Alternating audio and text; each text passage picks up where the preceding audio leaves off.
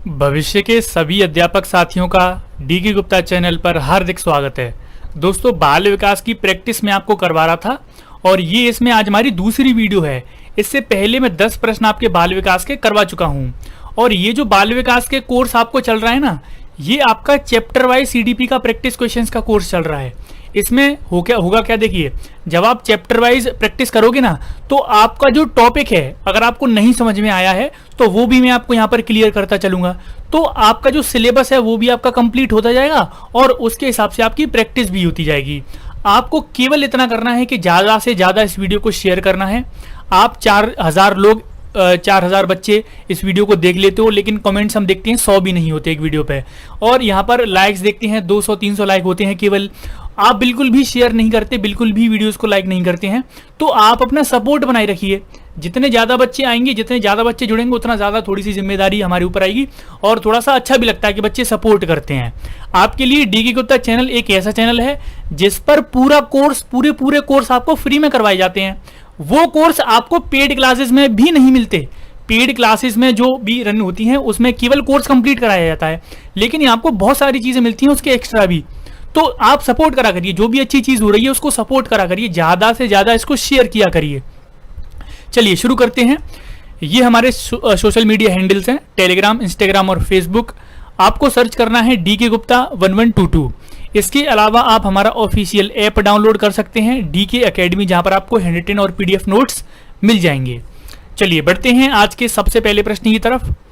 आज का 11वां प्रश्न है कि निम्नलिखित में से कौन सा बालक के सामाजिक विकास को प्रभावित नहीं करता है। इनमें से कौन सा एक ऐसा ऑप्शन है जो बालक के सामाजिक विकास को प्रभावित नहीं करेगा, सोशल डेवलपमेंट को प्रभावित नहीं करेगा।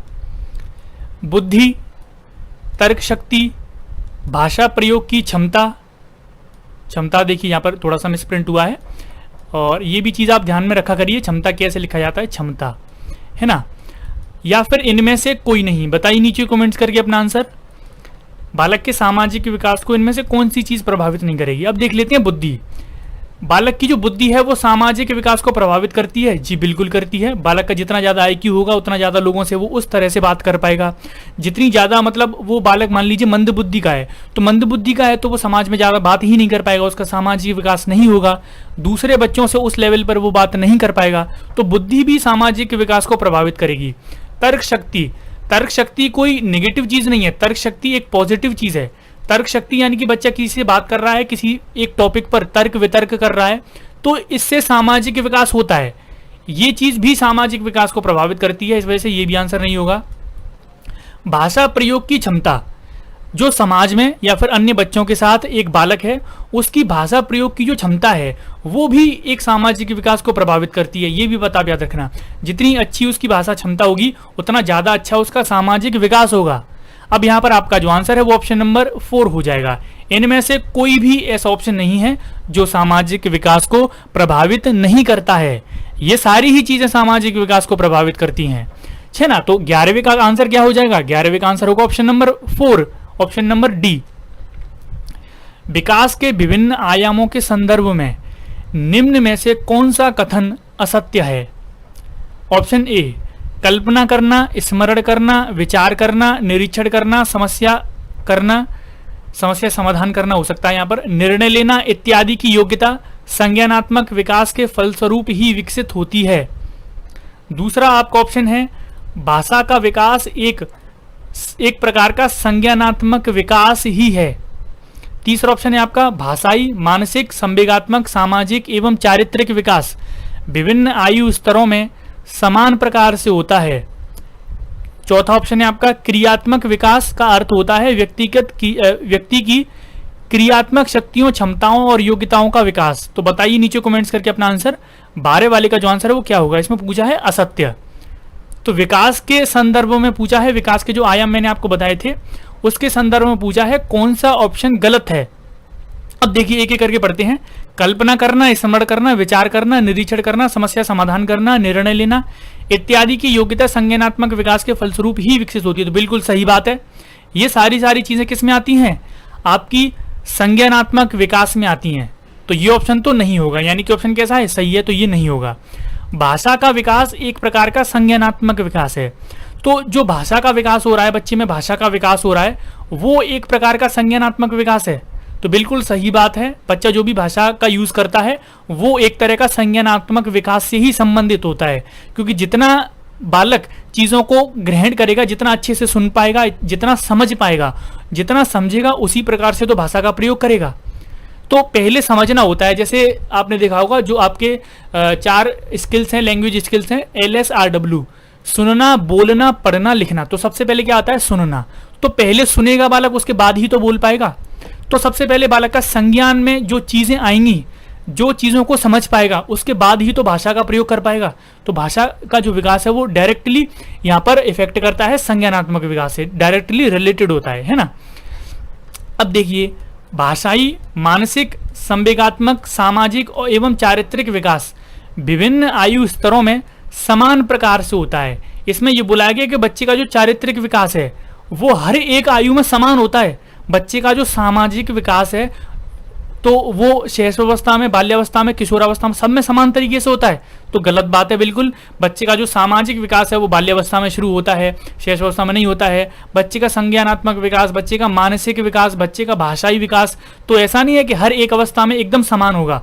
किसी अवस्था में धीरे पड़ जाता है, किसी अवस्था में तेज हो जाता है। जैसे मैंने आपको विकास में पढ़ाया था ना, जो विकास है वो शैशवावस्था में तीव्र गति से होता है, बाल्यावस्था में मंद हो जाता है, फिर दोबारा किशोरावस्था में तीव्र गति से होता है। तो ऐसा नहीं है, जो विकास है वो सारी चीजें विभिन्न विभिन्न जो आयु स्तर हैं उसमें अलग अलग तरह से होता है ना। तो ये ऑप्शन हमारा गलत है। गलत है का क्या मतलब है? ऑप्शन नंबर यही सही आंसर है।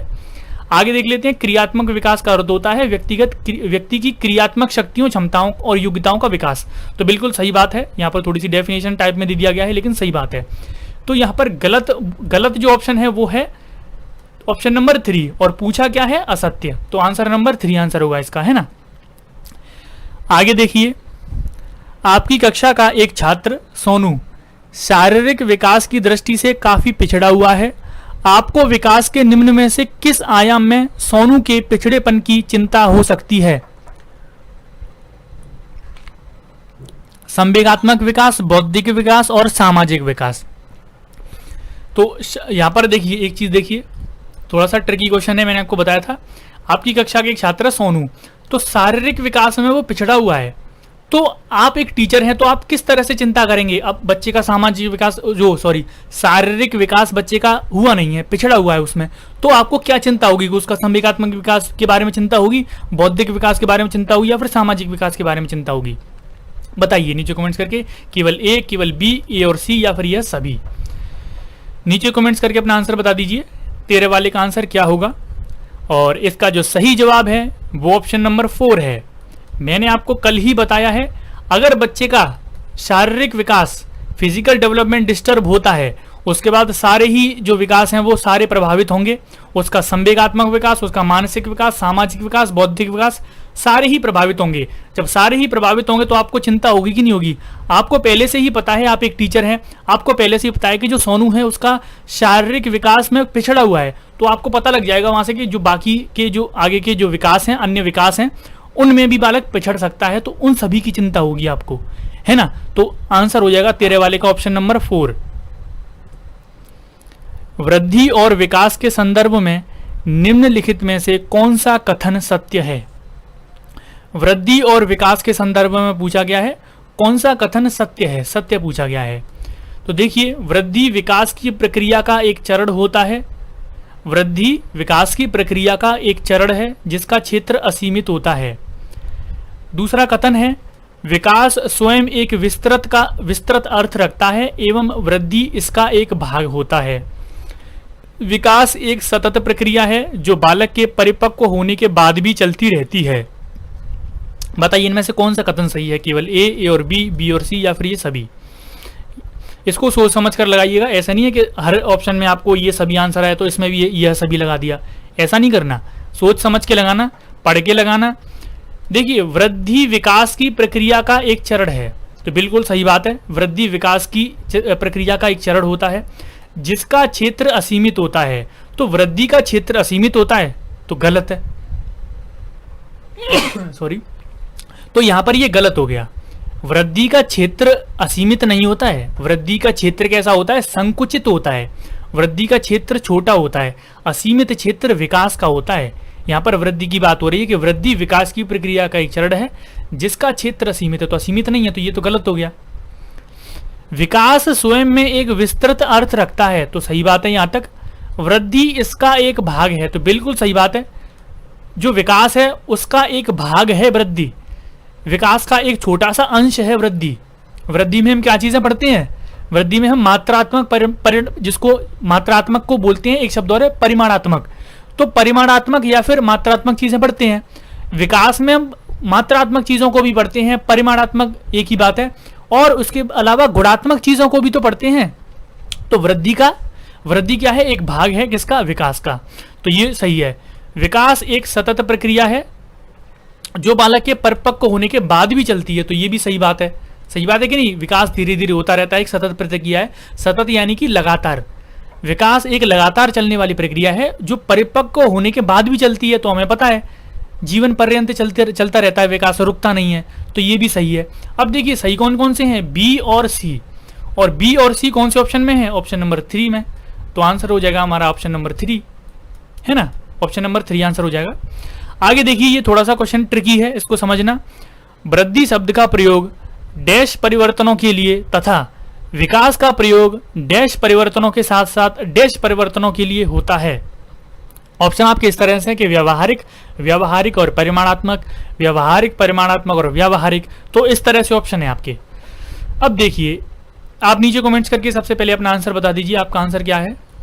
देखिए इन सभी, ये जो सभी में क्वेश्चंस आपके साथ डिस्कस करता हूं, इन सभी का आंसर तो आपको प्रीमियर में ही बताना होता है। जो आपका लाइव चल रहा है ना, आप लाइव बोलते हो, तो जो प्रीमियर चल रहा है उसमें बताना होता है। केवल क्वेश्चन ऑफ द डे का जो आंसर है वो आपको वीडियो के नीचे कमेंट्स करके बताना होता है, बाद में, वीडियो के खत्म हो जाने के बाद में, उसके बाद वहां पर बताना होता है। अब यहां से मुझे एक चीज और याद आ गई, मैंने आपका क्वेश्चन नहीं लिया, क्वेश्चन ऑफ द डे कल वाला ये था आपका क्वेश्चन। ये मैंने आपसे पूछा था कि इसका आंसर क्या होगा। बालक का संवेगात्मक विकास निम्न में से किसे प्रभावित करता है? उसके शारीरिक विकास को, उसके सामाजिक विकास को, उसके नैतिक विकास को। तो इसका जो सही जवाब है ऑप्शन नंबर 4 हो जाएगा। सारे विकास एक दूसरे को प्रभावित करते हैं दोस्तों, याद रखना हमेशा। संवेगात्मक विकास बच्चे का ठीक नहीं है तो बच्चे के कई सारे विकास ऐसे प्रभावित हो जाएंगे, और एक विकास से दूसरा विकास प्रभावित होगा, दूसरे से सारे प्रभावित हो जाएंगे, है ना? तो याद रखना, सामाजिक विकास भी प्रभावित होगा इससे नैतिक विकास भी प्रभावित होगा, इससे शारीरिक विकास भी प्रभावित होगा। कई सारे बच्चे इसमें कंफ्यूज हो जाएंगे कि संवेगात्मक विकास शारीरिक विकास को कैसे प्रभावित करेगा। तो देखिए, संवेगात्मक विकास उसका हुआ नहीं है, बच्चे को आ गया बहुत ज्यादा क्रोध में उसने कर दिया कुछ गड़बड़, तो क्रोध में गड़बड़ कर देगा, या फिर पत्थर वत्थर किसी को मारेगा, या फिर खुद को चोट पहुंचा लेगा, तो शारीरिक विकास प्रभावित हुआ कि नहीं हुआ, है ना? तो इस वजह से, और बहुत सारी चीजें होती हैं, संवेगात्मक विकास शारीरिक विकास को भी प्रभावित करता है। मैं ये इसलिए बता रहा हूं क्योंकि कई सारे बच्चों का आंसर था ऑप्शन नंबर 3 इसमें। तो इसका जो सही जवाब है ऑप्शन नंबर 4 होगा, जो कि बहुत सारे बच्चों का सही था। और हम पहुंच चुके थे इस पर, हाँ 15वें प्रश्न पर पहुंच चुके थे हम। देखिए वृद्धि शब्द का प्रयोग, अब देखिए यहाँ पर व्यावहारिक चीजों के लिए होता है, या फिर परिमाणात्मक। अब इन दोनों में से हमें पता है या तो व्यावहारिक होगा या फिर परिमाणात्मक होगा, है ना? अब देखिए जो वृद्धि होती है वो व्यावहारिक नहीं होती है, व्यावहारिक होता है विकास। वृद्धि तो केवल परिमाणात्मक होती है, जो मैंने आपको बताया था, मात्रात्मक को हम परिमाणात्मक भी कह सकते हैं। तो परिमाणात्मक किस में है? इन 2 ऑप्शन में है। तो ये दोनों हमारे कट चुके हैं, है ना? ये दोनों कट चुके हैं। अब हमारे 2 ऑप्शन बचे। वृद्धि शब्द का प्रयोग परिमाणात्मक परिवर्तनों के लिए तथा विकास का प्रयोग किसके लिए होता है? परिमाणात्मक या व्यावहारिक? तो विकास का प्रयोग परिवर्तनों के साथ साथ, अब देखिए यहां पर ये बोला गया कि जो वृद्धि का प्रयोग है वो तो मात्रात्मक चीजों के लिए हो रहा है, और विकास का प्रयोग मात्रात्मक चीजों के साथ साथ व्यावहारिक चीजों के लिए भी होता है। ऐसा ही तो बोलोगे कि मान लीजिए कोई रोहन है, रोहन क्या है? खाने, जैसे पानी पी रहा है, तो पानी पीने, जैसे रोहन पानी पी रहा है और सोहन पानी पीने के साथ साथ गेम खेल रहा है, ऐसे ही तो कुछ बोलोगे। जैसे रोहन खाना खा रहा है तो, और सोहन खाना खाने के साथ साथ टीवी भी देख रहा है, तो ऐसे ही तो बोलोगे। तो यहाँ पर परिमाणात्मक 2 ही बार तो आएगा, वृद्धि के लिए फिर बात आई है विकास की, तो विकास परिमाणात्मक के साथ साथ व्यवहारिक भी होता है, व्यवहारिक परिवर्तनों के लिए भी होता है, इसलिए आंसर हो जाएगा ऑप्शन नंबर 3, है ना। तो क्रम है, यहां पर थोड़ा सा ट्रिकी क्वेश्चन है और क्रम में दे रखा है उन्होंने किस चीज के साथ साथ, तो परिमाणात्मक के साथ साथ व्यवहारिक परिवर्तनों के लिए होता है, ऐसा बोलेंगे, है ना। चलिए आगे देख लेते हैं। सभी बच्चों का स्वास्थ्य शारीरिक विकास सभी प्रकार के विकास की पहली शर्त है। तो मैंने आपको बताया था शारीरिक विकास सबसे पहली विकास की पहली शर्त है शारीरिक विकास। इसके लिए किन मूल्य आवश्यकताओं पर ध्यान देना आवश्यक है? कौन सी मूल आवश्यकताएं हैं शारीरिक विकास के लिए? पौष्टिक आहार, शारीरिक व्यायाम, मनोवैज्ञानिक सामाजिक जरूरतें। बताइए नीचे कमेंट्स करके अपना आंसर।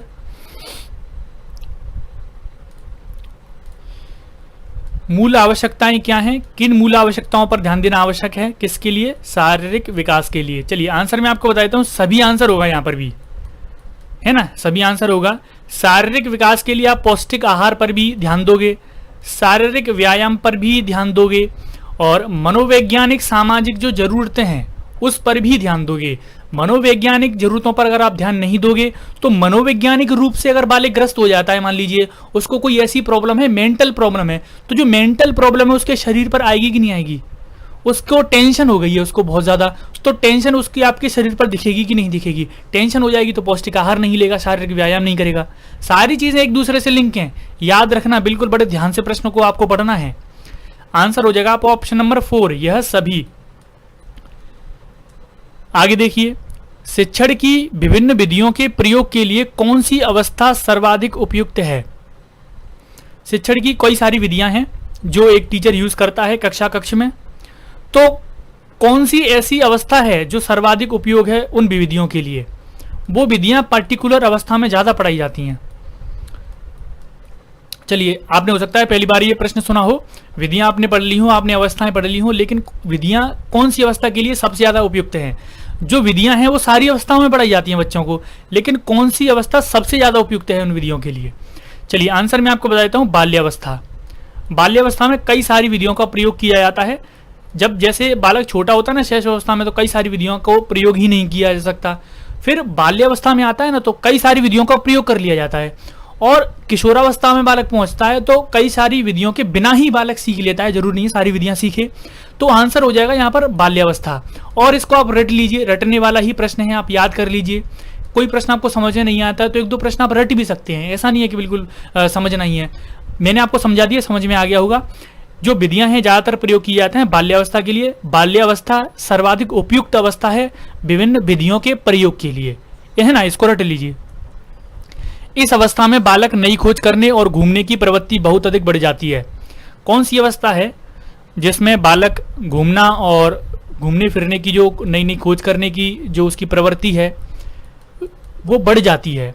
शैशव काल, उत्तर बाल्यकाल, किशोरावस्था या फिर प्रौढ़ावस्था? बताइए नीचे कमेंट्स करके, सबसे पहले अपना आंसर बताइए कि कौन सी अवस्था में बालक नई नई खोज करने लगता है और घूमने की प्रवृत्ति बढ़ जाती है। चलिए आंसर मैं आपको बता देता हूं, इसका जो सही जवाब होगा, वैसे तो बाल्यावस्था होता है, लेकिन बाल्यावस्था में इसने उत्तर बाल्यकाल बोल दिया है, तो बाल्यकाल मतलब बाल्यावस्था, तो हम लगाएंगे यहाँ पर उत्तर बाल्यावस्था या फिर उत्तर बाल्यकाल। जैसे आपने देखा होगा बाल्यावस्था में जो बालक होता है कई सारे मित्रों के साथ ऐसे ही घूमता रहता है, कई सारे मित्रों के साथ खेलता रहता है। जैसे एक बच्चा है, उसको काम पड़ा, कहीं काम के लिए उसको मम्मी ने भेजा है, तो दुकान पर जाएगा तो अपने 4 मित्रों को और लेकर जाएगा, तो घूमने की प्रवृत्ति रहती है इस अवस्था में, बाल्यावस्था में, है ना। किशोरावस्था में ये कम हो जाती है और शैशवावस्था में तो ज़्यादा होती नहीं है। तो बेफालतू बिना किसी मतलब के घूमने की प्रवृत्ति किस अवस्था में पाई जाती है? बाल्यावस्था में। आपने देखा होगा छोटा सा बालक है, कहीं घूमने भी जाएगा ना, मॉर्निंग वॉक पर भी जाएगा ना बाल्यावस्था का बालक, तो अपने साथ 4-5 दोस्तों को लेकर जाएगा, है ना। तो ये सारी जो प्रवृत्ति है घूमने की और नई खोज करने की, ये पाई जाती है बाल्यावस्था में। नई नई चीज़ों को खोजने करने लग जाएगा। जैसे आपने देखा होगा छोटे छोटे गाड़ी बनाते हैं, माचिस की तीलियों से कुछ बना दिया, और कभी कुछ एक नया आविष्कार लेके आ जाएगा। जैसे माचिस वाले आविष्कार देखे होंगे आपने, बच्चों से बहुत ज़्यादा करते हैं, इधर धागा लगा लिया, इधर धागा लगा लिया, तो वो सारी चीज़ें नई नई खोज, नए नए आविष्कार वाली चीज़ें हैं, वो इसी अवस्था में लाता है। इसी अवस्था में कई सारे आपसे चुटकुले मारने लग जाएगा, इसी अवस्था में कई सारे खेल आपसे खेलने लग जाएगा कि भैया आप ये बोलो कि दो, अपने मन में कोई एक संख्या सोचो, फिर इसमें एक प्लस कर लो, फिर एक घटा दो। ये सारी चीज़ें किस अवस्था में करता है? बाल्यावस्था में ही करता है बालक, है ना। तो खोज करने की प्रवृत्ति और घूमने की प्रवृत्ति बाल्यावस्था में ही पाई जाती है। किशोरों में सबसे नाजुक और संवेदनशील समस्या क्या है? किशोर यानी कि किशोरावस्था, और किशोरावस्था में सबसे नाजुक समस्या क्या है? व्यवसाय संबंधी समस्या, यौन संबंधी समस्या, समायोजन संबंधी समस्या, प्रश्न अभ्यास संबंधी समस्या। बताइए नीचे कमेंट्स करके अपना आंसर कि जो किशोरावस्था है उसमें सबसे एक नाजुक और संवेदनशील, यहाँ पर बोला गया है नाजुक और संवेदनशील समस्या क्या है। चलिए आपने आंसर बता दिया होगा, मैं आपको आंसर बता देता हूँ। इसका जो सही जवाब है ऑप्शन नंबर 2 है। यौन संबंधी जो समस्याएं हैं वो बहुत ज़्यादा संवेदनशील और नाजुक समस्याएं होती हैं बालक में किशोरावस्था में, है ना। तो इसका जो सही जवाब है ऑप्शन नंबर 2 है, 19 वाले का आंसर 2 है। और आपके लिए आज का ये प्रश्न है, मानव विकास की किस अवस्था के बाद व्यक्ति परिपक्व हो जाता है? जो बालक है, जो व्यक्ति है, वो मैच्योर किस अवस्था के बाद होता है? बाल्यावस्था, शैशवावस्था, किशोरावस्था या फिर प्रौढ़ावस्था? बताइए दीजिए नीचे कमेंट्स करके अपना आंसर। और ये क्वेश्चन ऑफ द डे है आपका, आपको नीचे बताना है कमेंट्स करके। प्रीमियर खत्म हो जाने के बाद आप सबको सपोर्ट करना है और ज़्यादा से ज़्यादा इस वीडियो को शेयर करना है आपको, है ना। ज़्यादा आपको सपोर्ट दिखाना है। बता दीजिए, आपको बस केवल ये बताना है कि परिपक्व व्यक्ति मैच्योर कब होता है, किस अवस्था के बाद होता है, ये बताना है ना। तो आपके ये ऑप्शन है, नीचे कमेंट्स करके आपको आंसर बता देना है। इसका जवाब मैं बता दूंगा कल की वीडियो में।